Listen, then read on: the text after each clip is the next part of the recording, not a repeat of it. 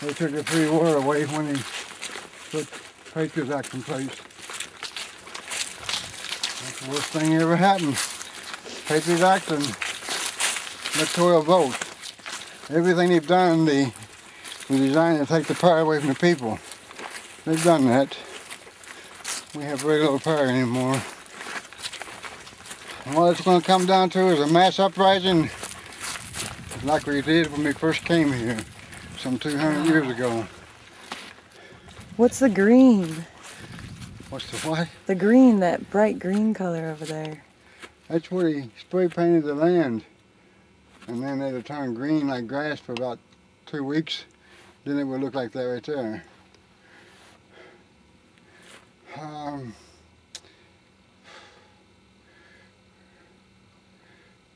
How long did it take for this land to change the face like this? 4 years. 4 years? 4 years. And they blast even this late at night?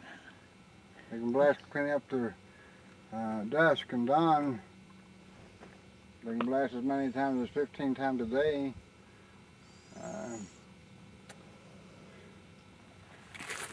Watch, man. I got it. Thank you, though. Yeah, I've always been known to give away. You do something and slip off of it, it's a lot of paperwork for me. I'm not really wanting to get into that. I understand. Okay, you've seen this. I'm going to take you real fast over here and show you where the real danger is. So follow me and be very careful. I'm only rushing you because you're running out of time and light. I want you to see what the real danger is. The real danger is for the town below, the different towns. What's the real danger? Of the underground mine opening up and wiping out the people down there. And the dynamite in here and the debris going down on the houses and the people having to breathe this stuff. I had Michael Hendricks come in here, a professor from Morgantown University. He did an air quality test here for me. And he said that we have the very, very worst air that he ever recorded. And that's his business, testing air. Also, where was he from? That said you have the worst air quality he's ever seen? Yeah. Where was he from? Morgantown University. He also did a study.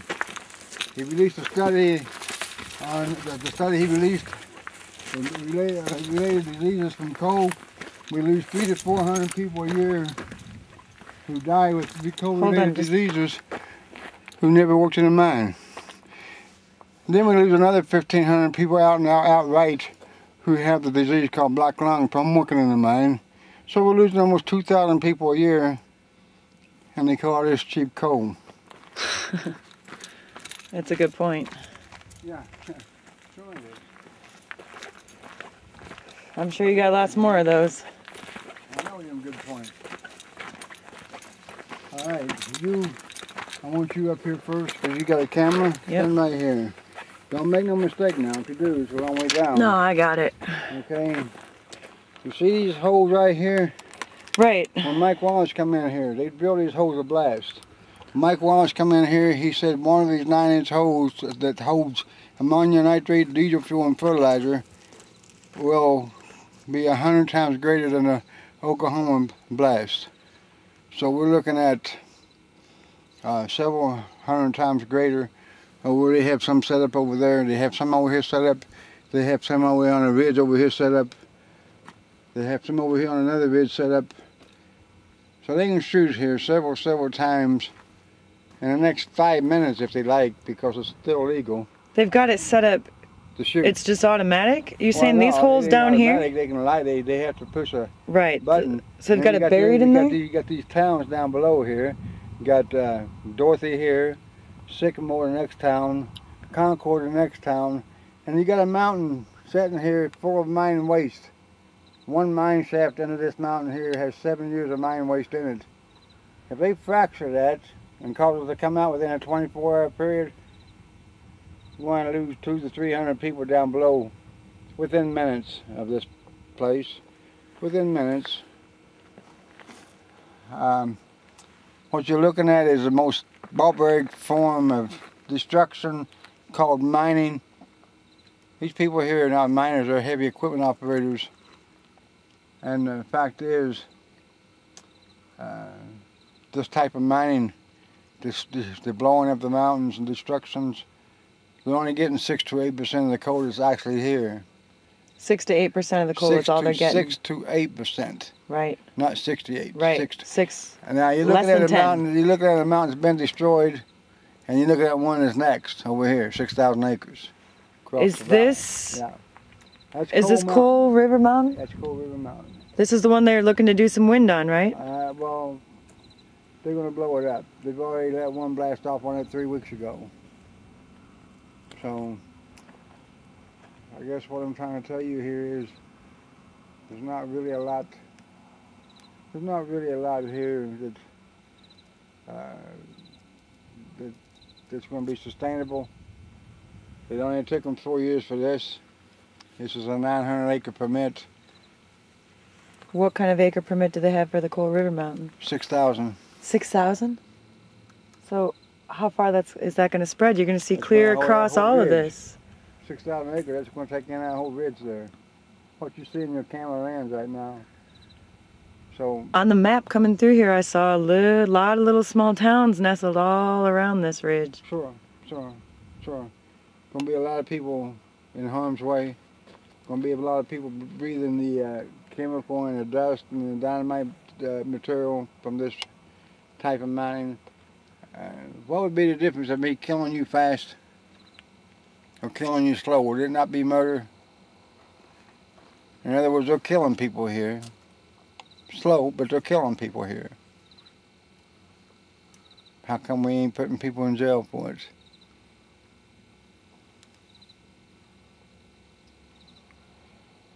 You know,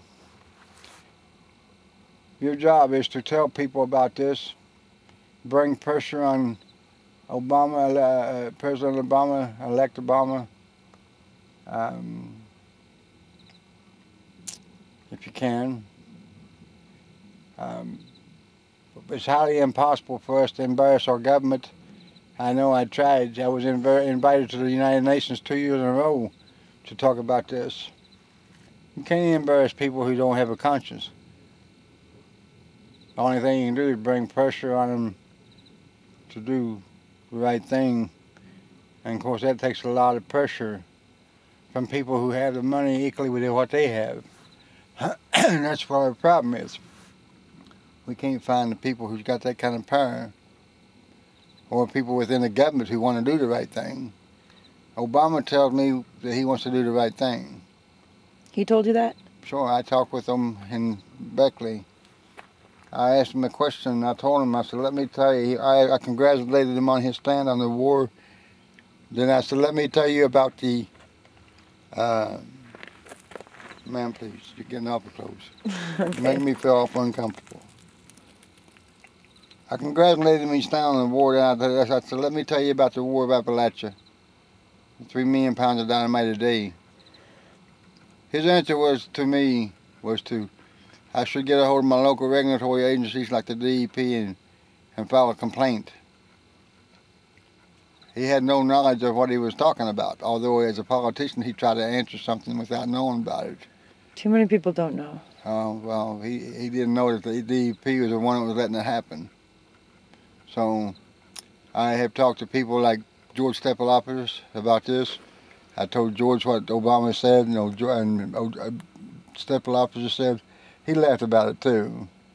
I also gave him some questions to ask Obama when he becomes president.